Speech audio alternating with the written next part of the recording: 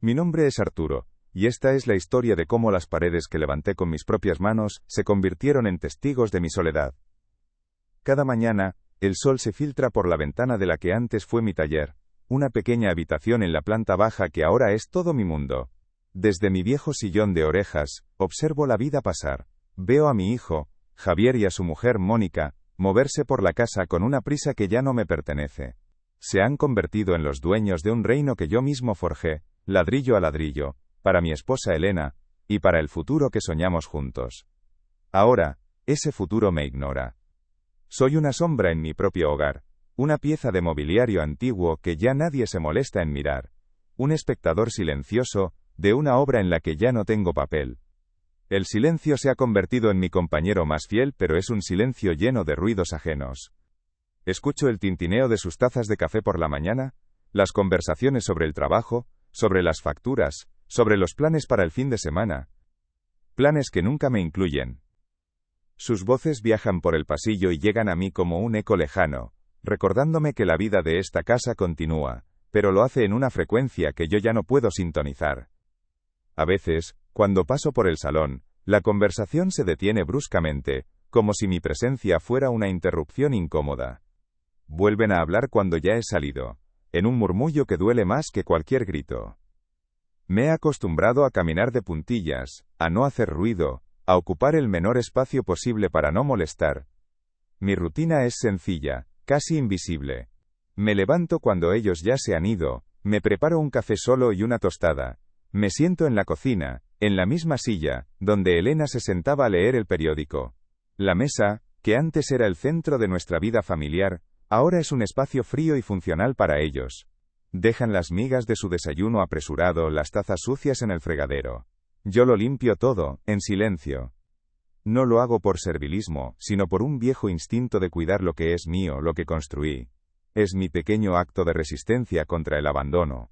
Un gesto para recordarme a mí mismo que, aunque ellos lo hayan olvidado, esta casa todavía tiene el alma de quienes la amaron de verdad, y yo soy el último guardián de esa memoria. A menudo mis dedos rozan la superficie gastada de la barandilla de madera de la escalera. Recuerdo el día que la instalé, con Javier siendo un niño pequeño que me pasaba las herramientas, con sus ojos llenos de admiración. «Papá, eres el hombre más fuerte del mundo», me dijo. «¿Dónde está ese niño ahora? ¿En qué momento se perdió en el hombre que ahora evita mi mirada? Cada rincón de esta casa es un archivo de recuerdos vivos. La marca en la pared del salón, donde medíamos la altura de Javier cada año. El rosal del jardín que planté para Elena en nuestro 10º aniversario. Ellos ven paredes que necesitan una mano de pintura, un jardín que requiere demasiado trabajo. Yo veo las cicatrices y las joyas de una vida entera, un tesoro que ellos son incapaces de valorar. La relación con Javier es un abismo de palabras no dichas. Lo veo llegar del trabajo, cansado y tenso. Pasa por delante de mi puerta sin detenerse, con un «Hola papá», lanzado al aire, una formalidad vacía. A veces intento iniciar una conversación, preguntarle por su día, por el trabajo. Sus respuestas son monosílabos, su atención está fija en el teléfono, o en la voz de Mónica que lo llama desde la cocina. He dejado de intentarlo. Comprendo que es un hombre atrapado entre la lealtad que debería sentir por su padre y la ambición de su esposa. Y ha elegido. Cada día, con cada gesto de indiferencia, elige. Esa elección silenciosa es una herida que no deja de sangrar. Una decepción que se ha instalado en mi pecho como un peso permanente. La única luz en esta penumbra es Sofía, mi nieta. Ella es la única que parece verme de verdad. A veces al volver del instituto, se asoma a mi habitación y me sonríe. «¿Estás bien, abuelo?», me pregunta. Su voz es el único sonido en esta casa que no me hace sentir como un extraño. Se sienta a mi lado durante unos minutos y me cuenta cosas de sus clases, de sus amigos. No necesita mucho tiempo para llenar mi día de algo parecido a la alegría. Es en sus ojos, tan parecidos a los de Elena, donde encuentro un reflejo del respeto y el cariño que creía perdidos para siempre. Ella es el fino hilo que todavía me mantiene conectado a este lugar, la única razón por la que sigo creyendo que en algún rincón de estas paredes aún queda espacio para el amor. Cierro los ojos y todavía puedo ver a Elena, mi esposa, trayéndome un vaso de limonada fría mientras yo colocaba los cimientos de esta casa. Su sonrisa era el sol que iluminaba mis jornadas de trabajo. Cada ladrillo que puse, cada viga que aseguré, lo hice pensando en ella, en el hogar que estábamos creando juntos. Ella elegía los colores, imaginaba dónde irían los muebles, soñaba con el jardín que florecería en la parte trasera. Esta casa no es una estructura de cemento, es el testamento de nuestro amor, un proyecto de vida edificado con sudor, esperanza, y una complicidad que creí eterna. Ella decía que estas paredes tenían alma, porque guardaban el eco de nuestras risas. Ahora, me pregunto si también guardan el eco de mis suspiros, de esta soledad que se ha vuelto tan pesada como el hormigón. Luego llegó Javier, y la casa se llenó de una vida nueva y ruidosa. Recuerdo el sonido de sus pequeños pies corriendo por el pasillo de madera que yo mismo pulí hasta dejarlo brillante. Sus primeras palabras resonaron en el salón, y sus dibujos infantiles, pegados con celo en la nevera, eran para mí obras de arte más valiosas que cualquier cuadro. Convertí el pequeño cuarto de herramientas en su dormitorio, pintando estrellas en el techo para que soñara con el universo. Elena y yo éramos un equipo, criando a nuestro hijo en el nido que habíamos construido con tanto esfuerzo. Él era el centro de nuestro mundo, la promesa de que todo nuestro sacrificio tenía un propósito. Verlo ahora convertido en un extraño que apenas me mira, es una cicatriz que el tiempo no ha logrado cerrar. Aún conservo nítida en mi memoria la tarde en que instalamos la barandilla de la escalera. Javier con apenas 6 años se sentía el ayudante más importante del mundo. Me pasaba los tornillos con una solemnidad que me hacía sonreír, observando cada uno de mis movimientos con una admiración que me inflaba el pecho de orgullo. Cuando terminamos, pasó su manita por la madera lisa y me miró con sus ojos grandes y brillantes. «Papá, eres el hombre más fuerte del mundo», me dijo. Esa frase se grabó en mi corazón como un juramento. Durante años, me esforcé por ser ese hombre para él. Ahora, cuando me veo en el espejo, veo a un anciano frágil, y en sus ojos ya no hay admiración, solo una mezcla de lástima e impaciencia. Yo no era un simple albañil, era un maestro de obras. Mi nombre era sinónimo de trabajo bien hecho en todo el pueblo. La gente me respetaba, confiaba en mi palabra y en la solidez de mis construcciones. Levanté escuelas, ayudé a vecinos a ampliar sus casas, participé en la reconstrucción de la vieja iglesia. Mi orgullo no venía del dinero, sino de ver cómo mis manos daban forma a lugares donde otros vivirían, aprenderían y rezarían. Pero esta casa era diferente. No era un trabajo más, era mi legado, la prueba física de mi amor por mi familia y de mi habilidad. Cada rincón perfecto, cada pared recta, era una declaración de principios. Pensé que al vivir aquí, mi hijo entendería el valor del esfuerzo y la dedicación, pero parece que solo ha aprendido a valorar lo que se puede vender. Cuando Elena falleció, el alma de esta casa se fue con ella. El silencio que dejó su ausencia era ensordecedor, un vacío que ninguna conversación podía llenar. Los colores de las paredes parecían más pálidos, el jardín perdió su brillo, y la luz del sol entraba por las ventanas con una tristeza nueva. Durante meses, deambulé por las habitaciones como un fantasma, tropezando con los recuerdos en cada esquina. La soledad se convirtió en una enfermedad crónica, un dolor sordo que me acompañaba desde el amanecer hasta la noche. Fue entonces, en mi momento de mayor debilidad, cuando pensé que traer a Javier y su familia a vivir conmigo sería la cura. Creí que el sonido de mi nieta corriendo por los pasillos podría ahuyentar a los fantasmas de la tristeza. Fue un acto de desesperación disfrazado de generosidad. Les ofrecí mi hogar pensando que así mantendría unida a la familia, que me sentiría menos solo y que ellos, a su vez, podrían ahorrar y vivir más cómodamente. Al principio, la idea les pareció maravillosa. Mónica me llenó de abrazos y Javier me prometió que cuidarían de mí como yo siempre había cuidado de ellos. Vi en sus ojos una oportunidad, pero la confundí con gratitud. Les abrí las puertas de mi santuario, el lugar que había construido para Elena, sin darme cuenta de que para ellos no era un hogar lleno de recuerdos, sino simplemente una propiedad grande y bien ubicada. Mi necesidad de compañía, me cejeó con acento agudo ante la realidad de que sus ambiciones eran mucho más grandes que su lealtad. Los primeros meses fueron una ilusión de armonía, la casa volvió a tener vida, las comidas de los domingos regresaron aunque sin la calidez de antes. Sofía, mi nieta, trajo una luz que yo creía extinta. Pero poco a poco, las grietas comenzaron a aparecer. Mónica empezó a hablar de modernizar la casa, de tirar tabiques que, según ella, quitaban luz. Sus palabras eran como pequeños martillazos contra los cimientos de mi memoria. Javier, atrapado en medio, siempre le daba la razón con una sonrisa nerviosa, pidiéndome comprensión. Empezaron a tomar decisiones sin consultarme, a mover los muebles de Elena, a cambiar las cortinas que ella misma había cosido. Dejé de ser el patriarca para convertirme en un inquilino tolerado en mi propia casa. La transformación fue lenta pero implacable. Mi opinión dejó de tener valor, mis historias sobre la construcción de la casa se convirtieron en batallitas del abuelo, que interrumpían sus conversaciones importantes sobre dinero y planes de futuro. Comencé a refugiarme en mi pequeño taller, el único espacio que aún sentía como mío. El hombre fuerte que mi hijo admiraba se había desvanecido, reemplazado por una figura silenciosa que intentaba no molestar. La cicatriz más profunda no fue el desprecio de mi nuera, sino la pasividad de mi hijo, su incapacidad para defender el legado de su padre y de su madre. Así fue como las paredes que levanté para proteger a mi familia, se convirtieron en los muros de mi propia prisión emocional. El murmullo llegó desde la cocina, una palabra que no había escuchado en esta casa desde hacía años: reforma. La pronunció Mónica, con ese tono decidido y práctico que usaba para todo.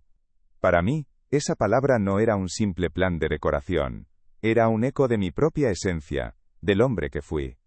Reforma significaba planos, cimientos, el olor a cemento fresco, y el orgullo de ver algo nuevo nacer de mis manos.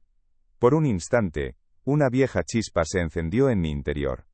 Sentí que, por fin podía ser útil, que mi experiencia de toda una vida podría servir para algo más que para recordar el pasado. Me levanté del sillón, con una energía que no sentía desde hacía mucho, y caminé hacia la cocina, dispuesto a ofrecer el único tesoro que me quedaba, mi conocimiento.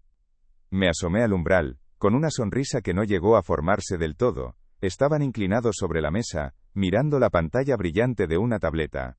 Mostraba imágenes de cocinas minimalistas, de salones diáfanos con paredes blancas y muebles sin alma. Si vamos a hacer una reforma integral, hay que tirar este muro, decía Mónica, señalando con el dedo la pared que separa la cocina del comedor. Me aclaré la garganta suavemente. Ese muro es de carga, dije, con la voz un poco ronca por el desuso. Soporta la viga principal del segundo piso. No se puede tocar sin reforzar toda la estructura.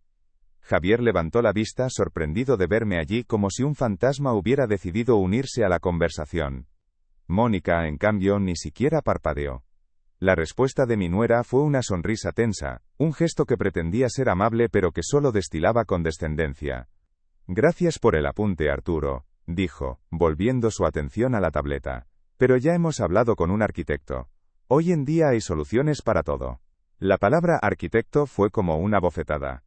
Yo, que había levantado esta casa sin más planos que los que dibujaba en un trozo de papel por la noche, ahora era relegado por un extraño con un título.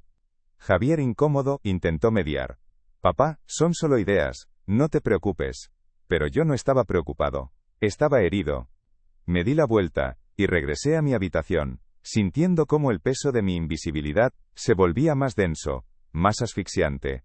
La puerta de la cocina se cerró a mi espalda, y sus murmullos continuaron, ahora más bajos, más secretos.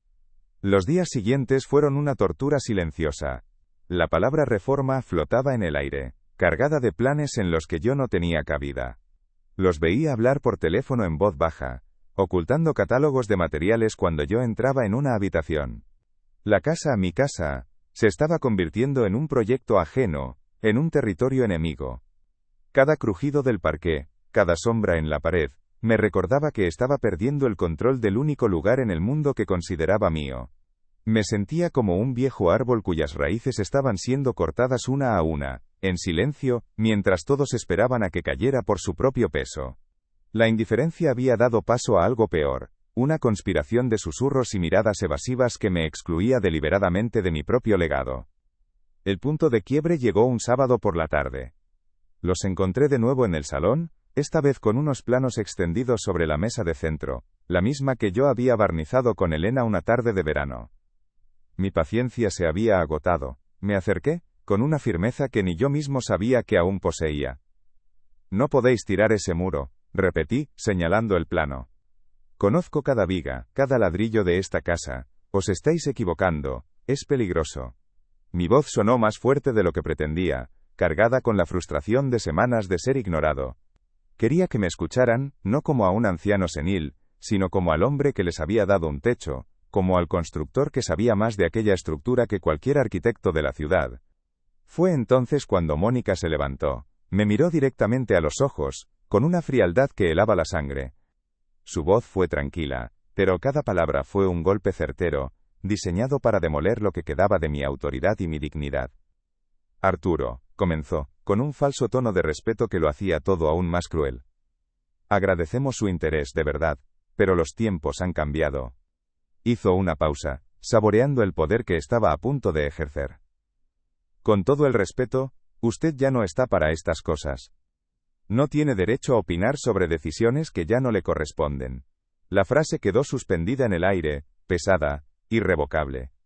Javier bajó la cabeza, estudiando un punto inexistente en la alfombra. No dijo nada. Su silencio fue la confirmación más dolorosa de todas.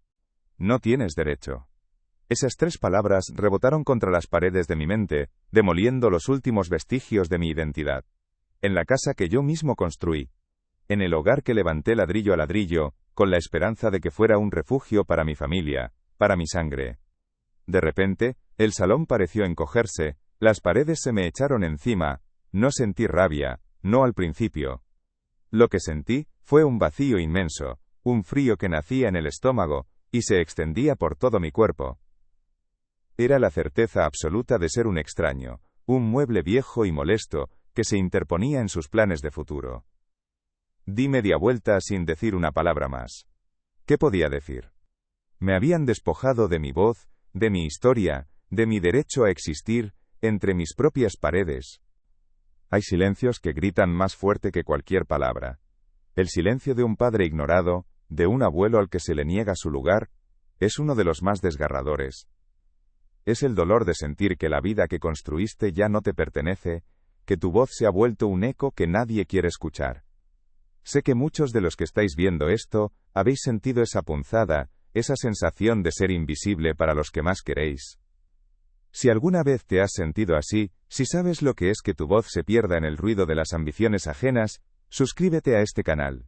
Aquí no solo contamos historias, damos voz a los silencios, para que nadie más se sienta solo en su lucha por la dignidad. Después de aquel día, la atmósfera en la casa se volvió irrespirable. Mónica ya no se molestaba en disimular su triunfo.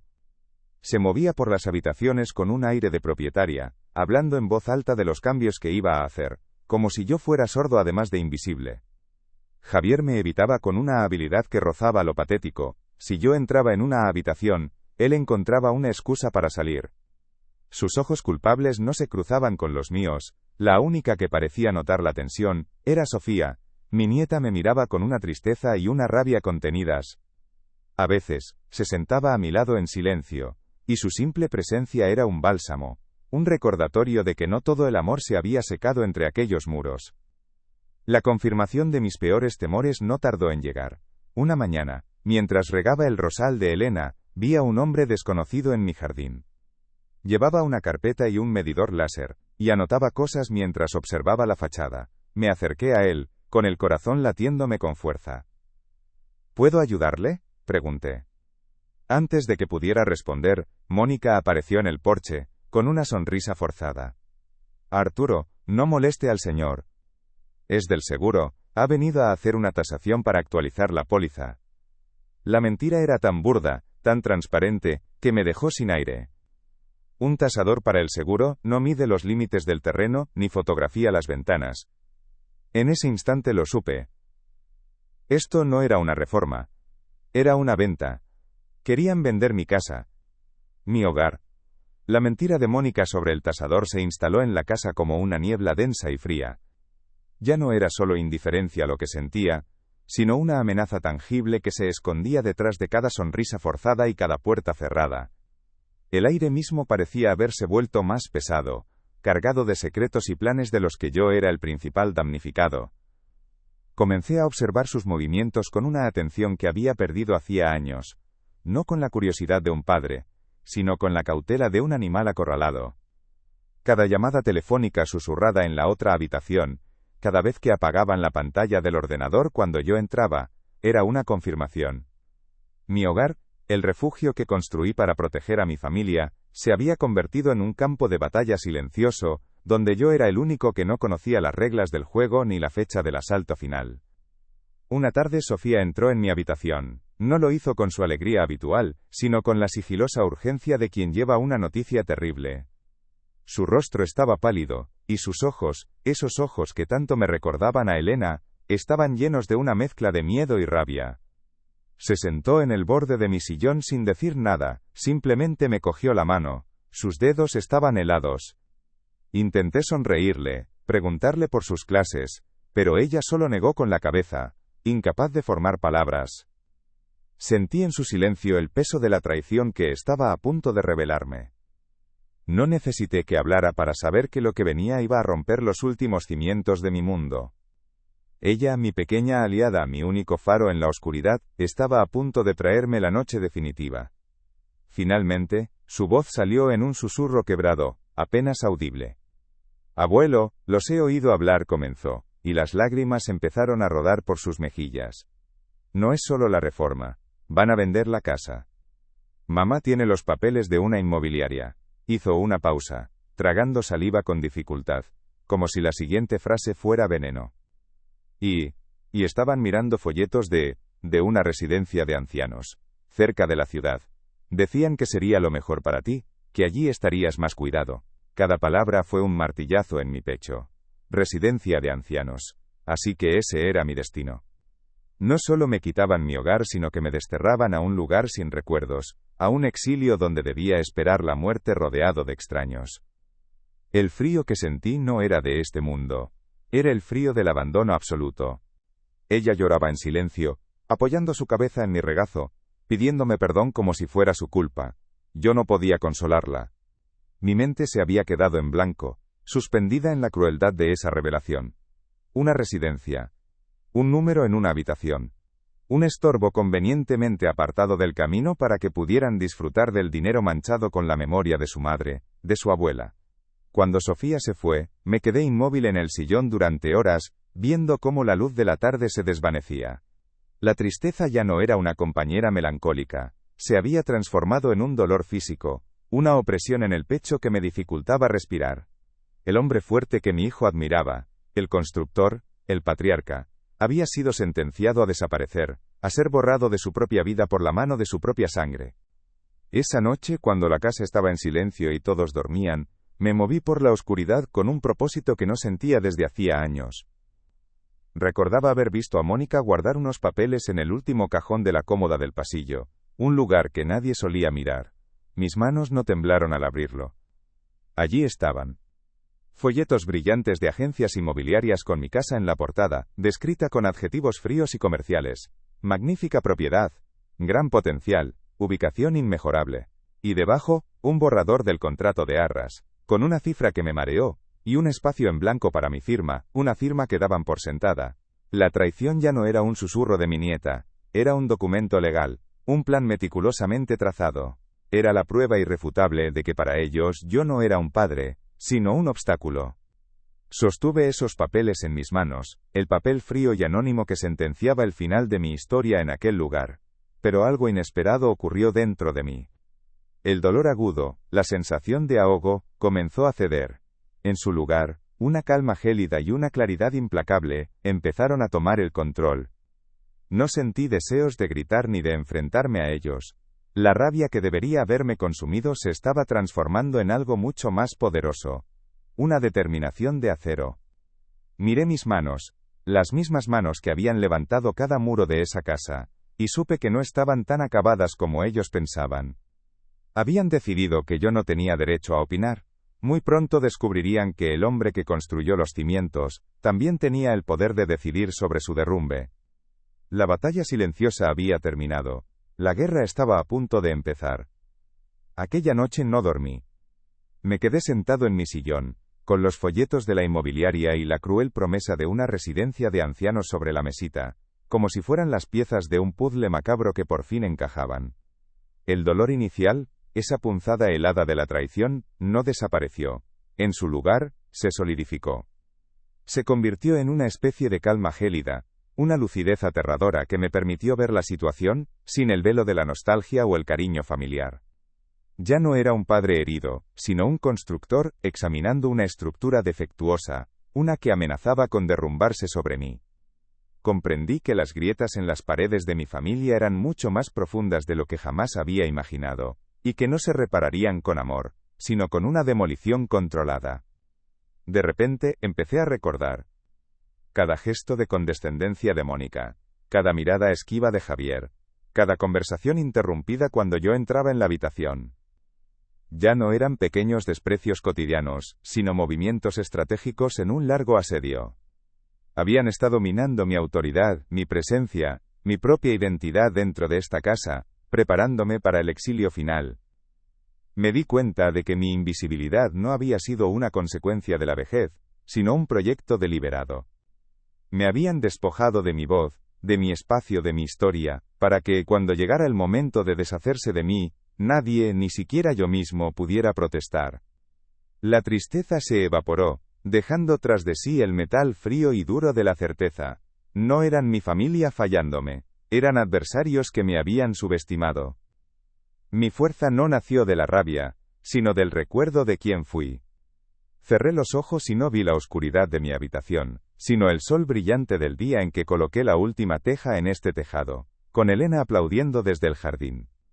Recordé el respeto en los ojos de los hombres que trabajaban para mí, la firmeza de mi palabra, el orgullo de mi nombre. Yo era Arturo, el maestro de obras, el hombre que convertía los planos en hogares. Esta casa no era solo un activo financiero, era el testamento de mi vida, el santuario de mi amor por Elena. Permitir que la convirtieran en un fajo de billetes para financiar sus caprichos no sería solo una derrota personal, sería una profanación. Le debía a mi esposa, a mi propia historia, defender este lugar con la misma determinación con la que lo construí. El constructor que había en mí, dormido durante años de pasividad, despertó. Un buen constructor no se lamenta ante los problemas, los analiza y busca la mejor solución estructural. Y mi problema tenía una solución. Mis herramientas ya no eran el martillo y el nivel, sino la ley y la propiedad. ¿Dónde estaban las escrituras? Recordé la vieja caja de metal que guardaba en el fondo del armario, donde Elena y yo conservábamos todos los documentos importantes. Un sudor frío me recorrió la espalda al pensar si ellos las habrían encontrado, si habrían intentado manipular algo. Me levanté, ya no como un anciano frágil, sino con el propósito de un hombre que se prepara para una batalla. Tenía que encontrar esos papeles. Tenían que estar a mi nombre. Solo a mi nombre. Esa era la viga maestra sobre la que construiría mi defensa. En medio de esta planificación fría y metódica, el rostro de Sofía apareció en mi mente. Su llanto silencioso. Su lealtad inquebrantable. Ella era la única pieza de esta familia que no estaba podrida por la codicia. Comprendí que mi lucha no era solo por mi dignidad, sino también por su futuro. No podía permitir que creciera pensando que la traición y el materialismo eran los valores que triunfaban. Tenía que enseñarle con mi último gran acto, que el respeto, el amor y la memoria son los únicos cimientos que perduran. Mi legado no sería el dinero de la venta de una casa, sino el ejemplo de un abuelo que se negó a ser borrado, que luchó por lo que era justo, y protegió el verdadero significado de la palabra, hogar. Ella era la razón para no rendirme, la única heredera legítima del alma de estas paredes. Sabía que no podía hacer esto solo. Mónica y Javier tendrían abogados, agentes inmobiliarios, todo un sistema diseñado para favorecer a los depredadores. Yo necesitaba un aliado, alguien de mi mundo, de mi tiempo. Alguien que entendiera que el valor de una promesa es mayor que el de un contrato. El nombre de Mateo vino a mi mente como un faro en la niebla. Mateo, mi amigo de la infancia, el hijo del carpintero que se convirtió en un abogado honesto, ahora jubilado pero con la mente más afilada que nunca. No lo había visto en años, pero sabía que su concepto del honor seguía intacto. Cogería el primer autobús por la mañana. No iría a suplicar, sino a proponer una última obra. No construiríamos con ladrillos, sino con leyes, y levantaríamos una fortaleza legal alrededor de mi hogar. Esa noche, antes del amanecer, caminé por la casa en silencio. Ya no la veía con la melancolía del recuerdo, sino con la mirada posesiva de un rey que recorre su reino antes de la batalla. Toqué la barandilla de madera que instalé con mi hijo, la pared donde medíamos su altura, el marco de la ventana desde donde Elena veía florecer su rosal. Cada objeto, cada rincón, me susurraba su apoyo. Estas paredes no eran testigos mudos de mi soledad, eran mis aliadas, mis guardianas. Habían absorbido décadas de amor, de risas y de vida, y ahora me devolvían esa energía. Sentí una conexión profunda con la estructura, como si la casa misma me estuviera infundiendo su solidez, su resistencia. No me iban a arrancar de allí. Yo era parte de sus cimientos. Volví a mi sillón, justo cuando los primeros rayos de luz teñían el cielo. La decisión estaba tomada, firme e irrevocable como el hormigón armado. Sabía que el camino que iba a emprender significaría, probablemente, la ruptura definitiva con mi único hijo. Una parte de mi corazón se lamentaba por ese niño que me admiraba, perdido para siempre en la debilidad y la ambición. Pero el dolor de esa pérdida inevitable era el precio que debía pagar para recuperar mi alma. Ya no había espacio para la duda ni para la tristeza paralizante. El silencio que me había definido durante tanto tiempo ya no era de sumisión. Se había convertido en el silencio tenso y cargado de un estratega que espera el momento perfecto para mover su pieza decisiva. La guerra por mi hogar, y por mi dignidad, había comenzado. La mañana siguiente, antes de que el primer rayo de sol se atreviera a entrar por mi ventana, yo ya estaba en la parada del autobús. El aire frío de la madrugada me despejó la mente, llenándome de una determinación que creía perdida. El viaje hasta la casa de Mateo fue un trayecto a través de mis propios recuerdos, pero por primera vez en mucho tiempo, no me sentía anclado a ellos. Cuando Mateo me abrió la puerta, con sus ojos cansados pero lúcidos, vio en mí al amigo de su juventud, no al anciano derrotado. Nos sentamos en su despacho, rodeados de libros y del olor a papel viejo, y le expuse la situación. No me quejé, no lloré. Simplemente, presenté los hechos con la precisión de un constructor que describe una grieta fatal en un muro de carga. Él escuchó en silencio, y su indignación fue mi primera victoria. Sobre la mesa de roble macizo, Mateo extendió las escrituras originales de la casa. El papel amarillento y frágil era un testamento de mi vida. Mis dedos rozaron mi firma y la de Elena, un pacto sellado hacía 50 años. Está solo a tu nombre, Arturo. Siempre lo ha estado, confirmó Mateo, y esas palabras fueron el cimiento de todo lo que vendría después. Durante horas, trabajamos en mi contraataque. No sería una batalla de gritos, sino una obra maestra de estrategia legal. La solución era tan simple como demoledora, una venta. Pero no una venta a extraños, no por el precio que Mónica anhelaba. Le vendería la casa a mi nieta Sofía, por el precio simbólico de €1.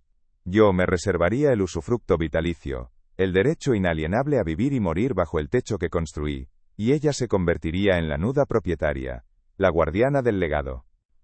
Regresé a casa esa tarde sintiéndome un hombre diferente. Al entrar vi a Javier y a Mónica en el salón riendo despreocupadamente mientras miraban la televisión. Me dieron una mirada fugaz, la misma mirada vacía de siempre, pero esta vez no me dolió. Por primera vez en años, el poder estaba de mi lado. Ellos seguían moviéndose en su mundo de planes y secretos, sin saber que yo ya había construido una fortaleza a su alrededor. Mi silencio ya no era el de la sumisión, sino el de un general que observa el campo de batalla desde una posición de ventaja, esperando el momento exacto para dar la orden de ataque. Caminé hacia mi habitación con la espalda más recta, sintiendo el peso de mi dignidad recuperada. La casa pareció darme la bienvenida, como si sus muros supieran que su verdadero dueño había vuelto para defenderla. A la mañana siguiente, mi plan continuó con una visita silenciosa al banco. Era un paso necesario, un detalle estructural que no podía pasar por alto. Durante años, por comodidad y una confianza ciega, había permitido que Javier tuviera acceso a mi cuenta de la pensión, para que me ayudara con las facturas. Con una calma metódica, solicité al empleado que abriera una nueva cuenta, exclusivamente a mi nombre, y que transfiriera allí todos mis ahorros y la domiciliación de mi pensión. Fue un acto frío, casi quirúrgico. Estaba cortando el último cordón que les daba algún tipo de control sobre mí. No era por el dinero, era por el principio. Estaba reclamando mi autonomía, mi independencia total. Salí del banco sintiendo que había reforzado otra viga maestra de mi nueva vida, una que ellos ni siquiera sabían que existía. En la soledad de mi taller preparé las armas para la confrontación final. No eran gritos ni reproches, sino documentos. Coloqué la vieja escritura, con su historia y su alma, junto al nuevo contrato de compraventa, con su tinta fresca y su promesa de justicia. Sostuve ambos papeles en mis manos, sintiendo el peso de toda una vida, el pasado y el futuro, el amor y la traición, todo contenido en esas hojas. No necesitaba ensayar un discurso. Mi verdad no requería adornos. Simplemente les presentaría los hechos, fríos e irrefutables, como se presenta el resultado de un cálculo estructural. El miedo se había disipado por completo, reemplazado por una serenidad absoluta. Estaba a punto de ejecutar la demolición más importante de mi vida, y lo haría con la misma precisión y firmeza con la que levanté el primer ladrillo. La última pieza de mi plan era la más importante, la que le daba sentido a todo: Sofía. Esperé a que volviera del instituto y la llamé a mi habitación, cerrando la puerta con suavidad. Su rostro reflejaba la preocupación que llevaba arrastrando desde hacía días. La senté a mi lado y, mirándola a los ojos que tanto me recordaban a Elena, le expliqué mi decisión. No se lo conté como un acto de venganza contra sus padres, sino como un acto de amor hacia ella y hacia la memoria de su abuela. Le estaba entregando no una propiedad sino un legado, la responsabilidad de cuidar el alma de esa casa. Le pregunté si aceptaba ese peso, esa herencia. Sus lágrimas no fueron de tristeza, sino de comprensión. Asintió con una firmeza que me llenó de orgullo. Mi alianza estaba sellada. Ya no estaba solo. El instante que siguió a la revelación de mi abogado fue un estallido contenido. Mónica, cuyo rostro había pasado de la incredulidad a la furia en cuestión de segundos, fue la primera en romper el silencio. Su voz, un siseo venenoso, cortó el aire del salón. Acusaciones, insultos, amenazas veladas.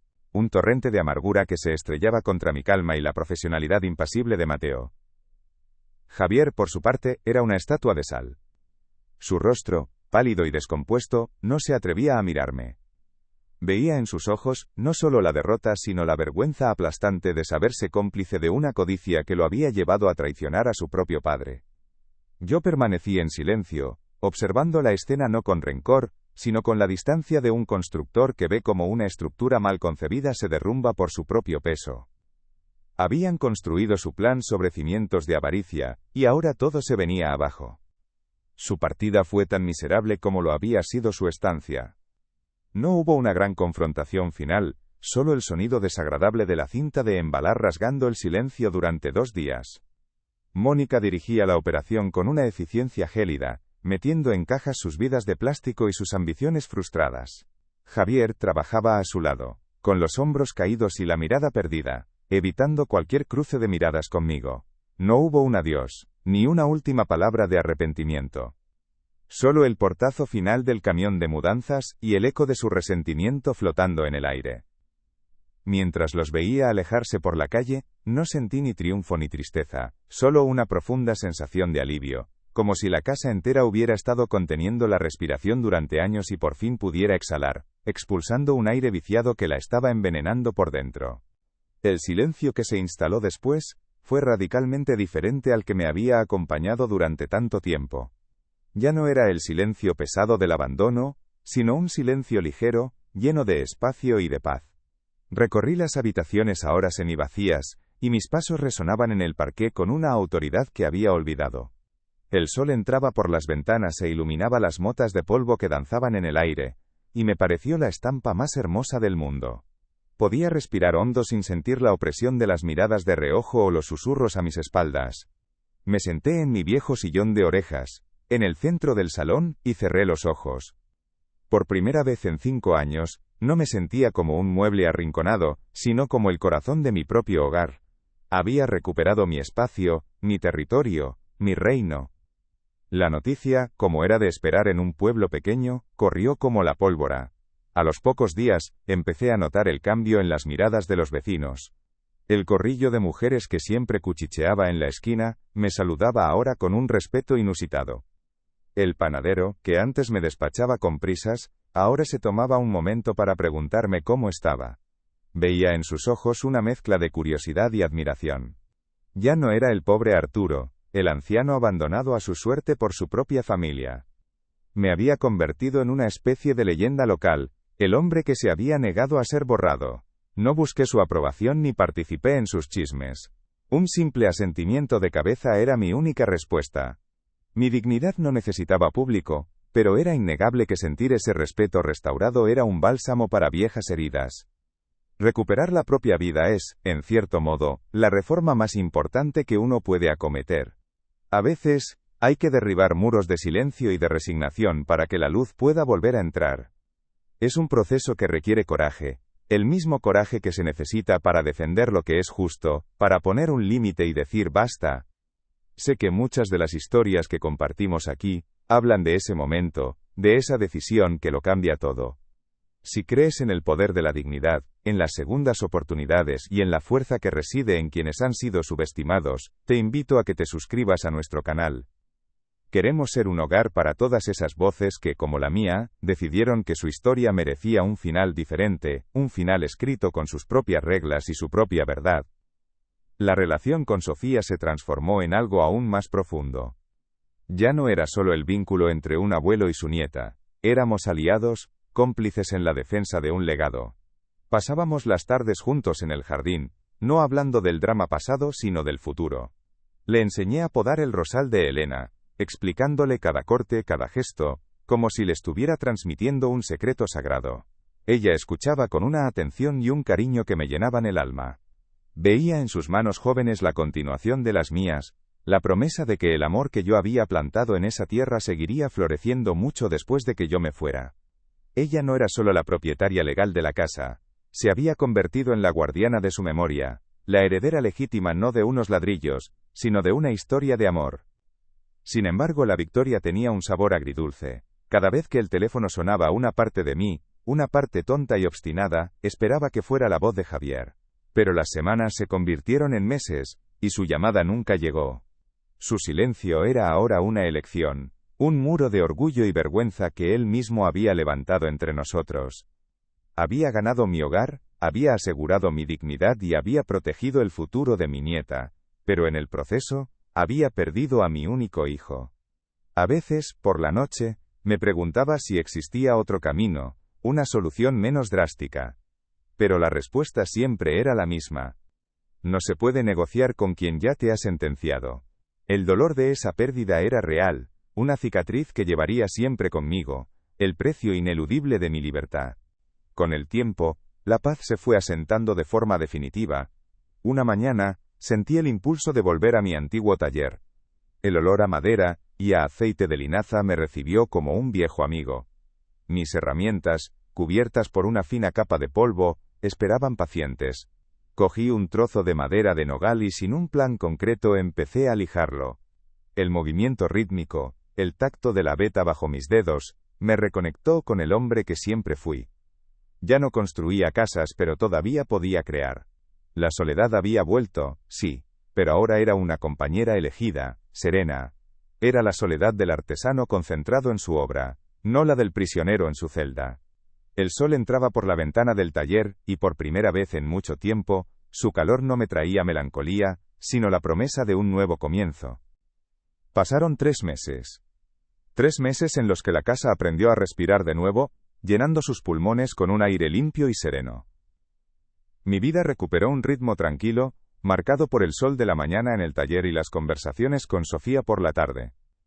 Juntos, habíamos devuelto el esplendor al jardín, y el rosal de Elena parecía florecer con una gratitud renovada. Habíamos pintado el salón de un color cálido, el que mi esposa siempre quiso, y cada noche cenábamos en la cocina, compartiendo no solo la comida, sino también un silencio cómplice y sanador. Sin embargo, en medio de esa paz reconquistada, había una ausencia que pesaba como una viga invisible. La ausencia de mi hijo. No sentía rencor, solo una tristeza profunda y sorda, la herida fantasma de un miembro que había tenido que ser amputado para salvar el resto del cuerpo. Una tarde de otoño, mientras barría las hojas secas del porche, un coche que no reconocí se detuvo frente a la cancela. De él bajó una figura que tardé unos segundos en identificar, Era Javier. Pero no el hombre tenso y ambicioso que se había marchado, sino la sombra de lo que fue. Estaba más delgado, con ojeras profundas que hablaban de noches sin dormir, y una barba de varios días que le daba un aspecto descuidado y perdido. Se quedó allí, al otro lado de los barrotes de hierro que yo mismo forjé, sin atreverse a llamar, simplemente mirándome con una expresión que era una mezcla de súplica y vergüenza. El corazón me dio un vuelco, un latido doloroso y familiar. El hombre que me había traicionado estaba en mi puerta, pero en sus ojos vi al niño que una vez me llamó el hombre más fuerte del mundo. Un torbellino de emociones contradictorias luchó dentro de mí. Una parte, la del padre herido, quería dar media vuelta y cerrar la puerta, proteger la paz que tanto me había costado recuperar. Pero otra parte, la del constructor, la del hombre que entiende que las estructuras dañadas deben ser enfrentadas, no ignoradas, me impulsó a caminar hacia él. Sabía que este era el último acto de esta dolorosa obra, el momento de poner el punto final, fuera cual fuera. Abrí la cancela sin decir una palabra. El chirrido metálico sonó extrañamente solemne en el silencio de la tarde. Él entró despacio, como si pisara un terreno sagrado que había profanado. Le hice un gesto para que me siguiera al jardín, al banco que estaba junto al rosal. No quería que su presencia contaminara el interior de la casa de nuevo. Nos sentamos, y durante un largo rato, el único sonido fue el del viento agitando las últimas hojas de los árboles. Fue él quien rompió el silencio, con una voz quebrada que apenas reconocí. «Papá», empezó, y tuvo que detenerse para tragar saliva. No sé ni por dónde empezar. Comenzó a hablar, un torrente desordenado de excusas y lamentos. Habló de las deudas, de la presión de Mónica, de cómo se había dejado llevar por una ambición que no era la suya. Se pintó a sí mismo como una víctima de las circunstancias, un hombre débil arrastrado por la corriente. No me miraba a los ojos mientras hablaba. Su vista estaba fija en sus manos, que se retorcían en su regazo como dos animales atrapados. No lo interrumpí. Le dejé hablar, vaciarse de todas sus justificaciones. Yo escuchaba en silencio, pero ya no era el silencio sumiso del anciano arrinconado. Era el silencio sólido y paciente del roble, el silencio de quien ha visto pasar demasiadas tormentas como para dejarse impresionar por una más. Mientras él hablaba, mi mirada se posó en el rosal de Elena. Recordé su delicadeza, pero también la fuerza de sus raíces, capaces de aferrarse a la tierra y sobrevivir a los inviernos más duros. En ese momento comprendí que mi amor por mi hijo era así, profundo, arraigado en el pasado, pero la parte visible, la relación, las ramas que debían dar flores, se habían secado por completo. Su voz se fue apagando, consciente de que sus palabras rebotaban contra un muro de dignidad que él mismo me había obligado a construir. Cuando se quedó sin excusas, el silencio volvió, esta vez más pesado y denso. Fue entonces cuando levantó la vista, y sus ojos, llenos de lágrimas, se encontraron por fin con los míos. «Ella me ha dejado, papá», dijo en un susurro. «Se fue con otro hombre, uno que sí podía darle la vida que ella quería. Lo he perdido todo. El dinero, la casa, a mi mujer, y a ti. Y a Sofía». Se derrumbó, su cuerpo sacudido por sollozos ahogados. El llanto de un hombre que por fin se enfrenta al vacío que ha creado. «Perdóname. Por favor, perdóname. No tengo a dónde ir». Su súplica era real, el dolor de su soledad era palpable.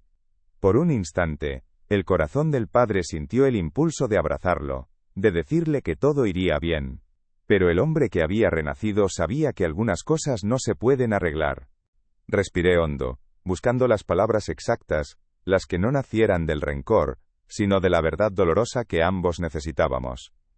«Te perdono, hijo», dije, y mi voz sonó tranquila, aunque cada palabra me pesaba en el alma. «Te perdono por la codicia, por la debilidad, por el dolor que me causaste. Pero el perdón no reconstruye lo que se ha roto». Hice un gesto hacia la casa. Pasé mi vida aprendiendo sobre estructuras. Y aprendí que cuando una viga maestra se quiebra, puedes poner parches, puedes intentar apuntalarla, pero la casa ya nunca es la misma. La confianza entre nosotros, Javier, esa era nuestra viga maestra, y tú dejaste que se partiera en dos. Mis palabras no eran un castigo, sino el diagnóstico final de un maestro de obras. Me levanté y puse una mano en su hombro, un gesto que no había hecho en años. No puedes volver aquí, continué, con una firmeza teñida de tristeza.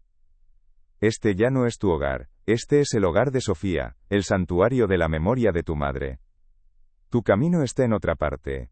Ahora te toca a ti construir tu propia casa, desde los cimientos.